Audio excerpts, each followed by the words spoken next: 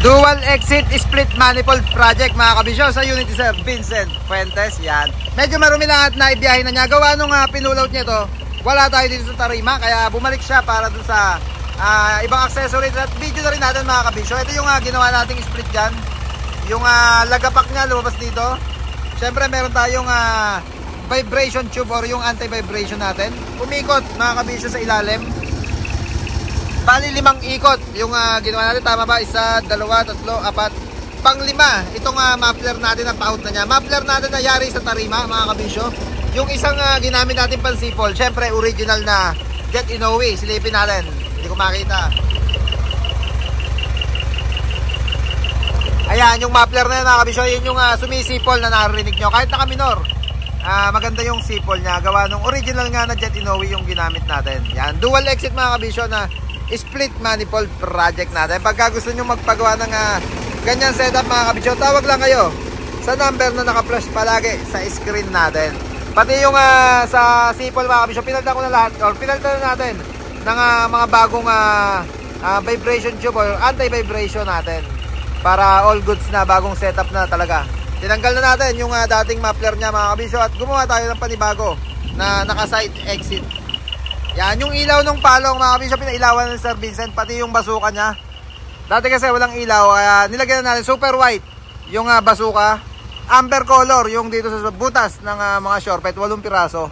Yan, amber color. Ito yung picture pagkagabi, pinicturean or hiningi ko yung picture kay Sir Vincent nung unit niya. Ito mga kabisyo, yan yung picture, bumagay doon sa basuka. At doon sa shortpet natin, kulay puti. Sabi ko na, super white yung basuka. Amber color yung tawag dito sa shortpet. Yan. Okay na Sir Vincent, all goods na. Si Madam, yan si Madam naman. Elisa no, si Madam Elisa. Ano pangalan niya ma'am?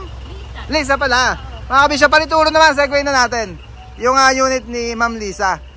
Bangga unit nung dinating dito sa tarima natin. Forward na 3 wiper. Yan, 3 wipers mga kabisyo.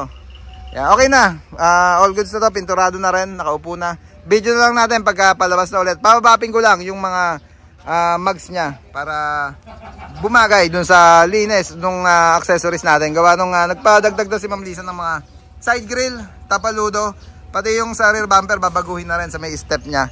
Extend bumper ma'am no. Extend na natin bumper. Yan. Palitan natin bago? Palitan na natin. Sige po. Oh, Japan kasi ma'am, kaya maganda. Linisin lang natin yan po. Extend na lang natin. Lagyan ng checkered plate sa ibabaw at stainless dito na extension niya. Chrome na rin po. Yan si ma'am. Ito todo na yung bisyo. Bisyo na to. Ayan mga kabisyo. Ito yung tapaluto natin dyan sa forward unit ni Ma'am Lisa. Ayan. Stainless na rin. Nilinisin na lang. Na-track wash natin pagka ilalabas na to. Ayan, okay na mga kabisyo. At yung kay sir, segue na rin natin to. Asan? Ma'am, okay pa. Kami na pa bahala dito. Sige pa, sige pa. Thank you po. Ito ba isang project natin mga kabisyo? Yankee, nung unang pagbisita nila, Yankee bracket ng side mirror ng ginawa. Busina. Para binago yung bracket lang. Dati na no, kinabit na natin dati ano. Sila na. Yung busina sa kanila, pero remount or bago lang yung bracket mga kabisyo. Naka side grill na rin kasi yung unit, naka bis na at naka plate or frame na yung clearance light niya. Nagpapagawa na lang ng sampay. Ano tawag dito? Yung pag magbibigas, nakita nyo yung typical na merong stainless dyan sa likod, nakatawid mga kabisyo. Yan, ito yung mga additional na project dito sa unit nila sir. Yan, Sir Vincent, okay na? Sige nga, lalabas ako. Ito yung pag-take off mo para marinig namin yung...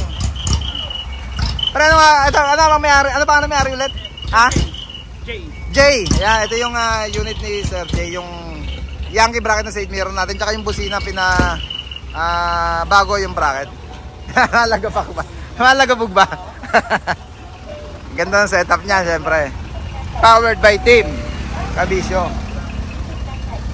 Hintayin natin to make up.